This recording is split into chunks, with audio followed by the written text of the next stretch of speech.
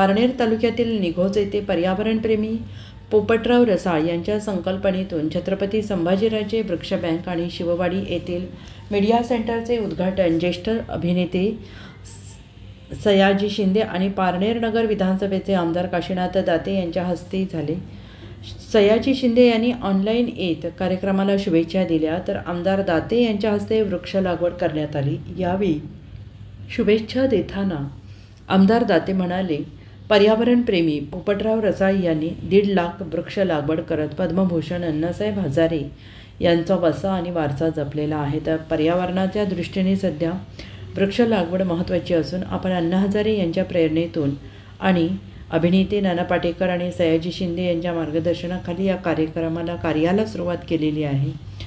सयाजी शिंदेंनी झाड विकत न घेता वृक्ष बँक उभी करून वृक्ष निर्मिती करा असं सांगितल्यानंतर आपण समाजाला सोबत घेत पर्यावरणपूरक अशा देशी आणि आयुर्वेदिक अशा 4,500 वृक्षांची लागवड केल्याचं त्यांनी सांगितलं आहे।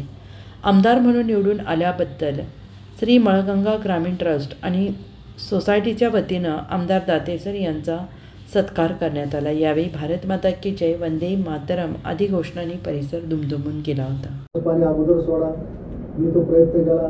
5 दिवस अगोदर पाणी सोडलं। काल परवा गाडीगावला पाणी जात नव्हतं, मुंबईला गेलो, पालकमंत्र्यांचं तिथं हट्ट केला की काही काळ त्या गाडीगावला पाणी सुटलं पाहिजे।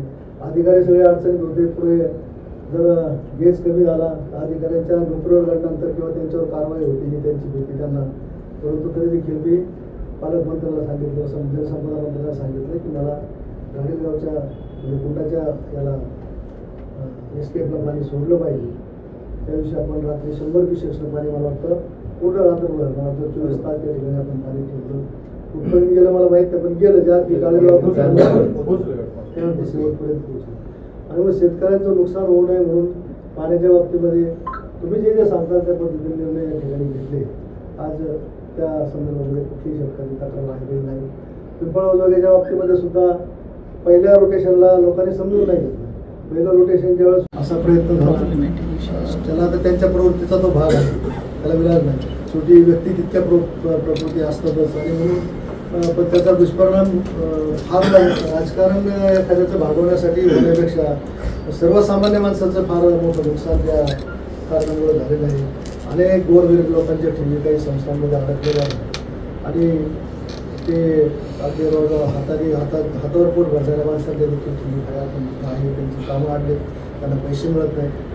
त्यासाठी देखील मी माझा सातत्यानं प्रयत्न आहे की ते वातावरण शांत ठेवायचं। आणि एक गोष्ट नक्कीच आहे पतसंस्था तरुणीमध्ये की कोणी किती तक्रारी केल्या, पोलीस केसेस केल्या, त्यांचं काही केलं तरी पतसंस्थेतला ठेवीचा पैसा तसा मिळू शकत नाही। ती संस्था, त्या संस्थेमध्ये काय झालं असेल त्याच्यात दुरुस्ती करायची आणि त्याच संचालक मंडळाला पुन्हा संधी देऊन किंवा तिथं दुसरं संचालक मंडळ आणून संचालक मंडळच ठेवी देऊ शकतो, हे माझं मत आहे। अधिकारी कोणीही ठेवी देत नाही।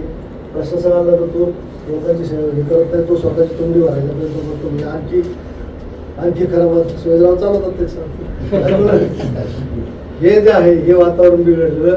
मला असं वाटतं की माझी निवडणूक झाल्यानंतर ते वातावरण सगळं परत दुरुस्त झालं।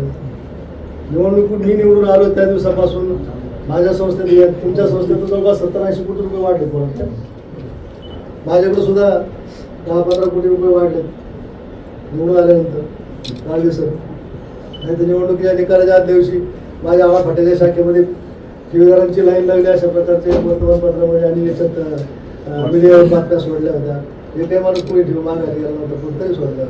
पण हे जे आहे ना, माझा खऱ्या अर्थानं मला सगळ्यांना सांगतो, तुम्ही त्यांचंही काम केलं असं माझं काही म्हणून माझा सगळा जो विरोध होता ते ह्या असल्या गोष्टीचा, या समाजात चाललेल्या ज्या वाईट गोष्टी आहेत आणि वाईट गोष्टीला दिलं जाणारं जे प्रोत्साहन आहे ते प्रोत्साहन तुम्ही कुणी सहन करत असता, पण मी सहन करत नाही, मला ते सहन होतं। आणि म्हणून तुम्हाला सांगतो, या वयात देखील मी ते धाडस केलं।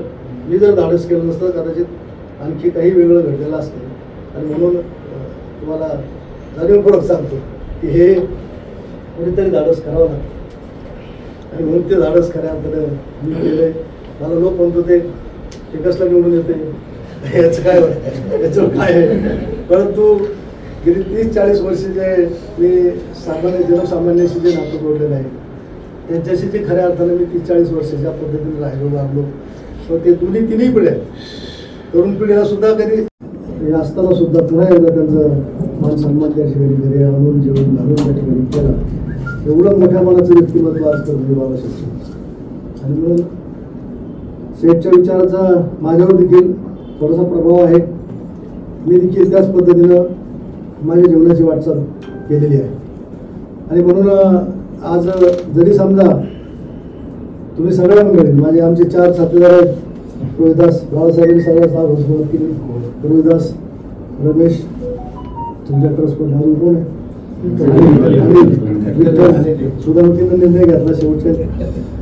आणि मग या 5-6 जणांनी इथले खरं म्हणजे लढवली. त्यांना बाकीचे सहकारी त्यांच्याबरोबर सगळेजण होते आणि खूप चांगल्या पद्धतीनं सहकार्य त्यांचं झालं.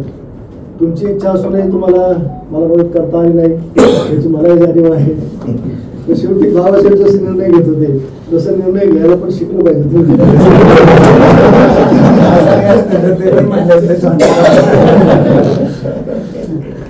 तेव्हा हरकत नाही. देवीच्या मनामध्ये होतं मला संधी देवीला द्यायची होती. आणि म्हणूनच खऱ्या अर्थानं या निवडणुकीमध्ये एवढ्या चुरशीच्या लढतीमध्ये माझ्यासारख्या एक सामान्य कार्यकर्त्याचा खरं म्हणजे तिथं विजय झाला. धनशक्ती आणि जनशक्तीचा तो खऱ्या अर्थानं सामना होता. माझ्याजवळ धन नव्हतं.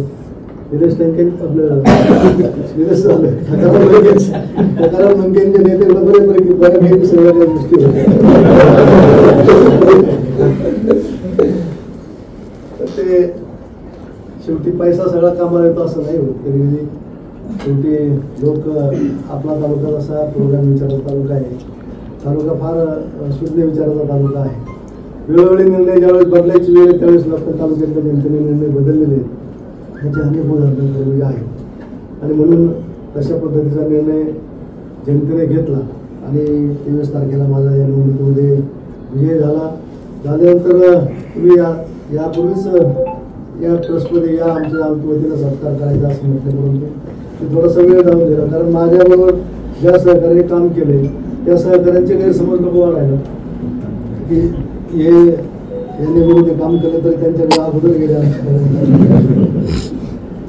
राजकारण एकदा निवडणूक झाली की मी फार न ठेवणारा मनात न ठेवणारा माणूस आहे.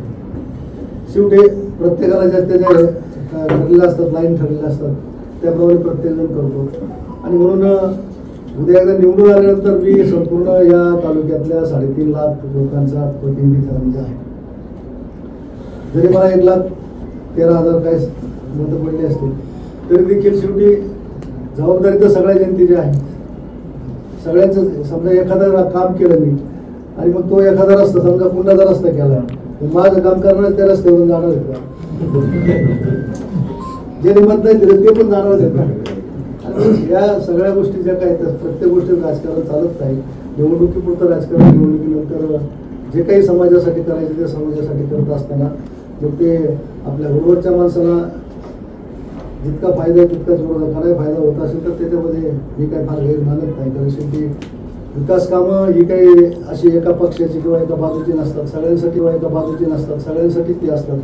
म्हणून त्या दृष्टीनं माझं काम निश्चितपणे आहे. इथं माझ्याबरोबर ज्यांनी खऱ्या अर्थानं काम केलं त्यांना तर धन्यवाद नक्की देईलच, परंतु तुम्ही सगळ्यांनी समजा आता एवढं मोठं मन दाखवून पुन्हा मला या ठिकाणी बोलवलं त्याबद्दल तुम्हाला सगळ्यांना मनापासून धन्यवाद देतो. वसंतरावनी या ठिकाणी कल्पना मांडली की महाराष्ट्राचे सर्वमान्य दैनिक समर्थ गावकरी अहमदनगर, पुणे, नाशिक, जळगाव, धुळे, नंदुरबार, सोलापूर, कोल्हापूर, सांगली, सातारा, मुंबई, ठाणे, पालघर, रत्नागिरी, रायगड, सिंधुदुर्ग, नांदेड, उस्मानाबाद, बीड, औरंगाबाद, नागपूर, गडचिरोली, भंडारा, गोंदिया, अकोला, यवतमाळ, बुलढाणा येथून एकाच वेळी प्रसिद्ध होणारे एकमेव दैनिक, सर्वसामान्य जनतेचे खुले व्यासपीठ. संपादक आहेत विश्वासराव आरोटे. मोबाईल नंबर आहे 9423 38 85 08. दुसरा मोबाईल नंबर 9423 46 72 72. तिसरा मोबाईल नंबर 7588150001. वेबसाईट आहे sgavkari.com. मेल आय डी आहे aklgavkari@gmail.com.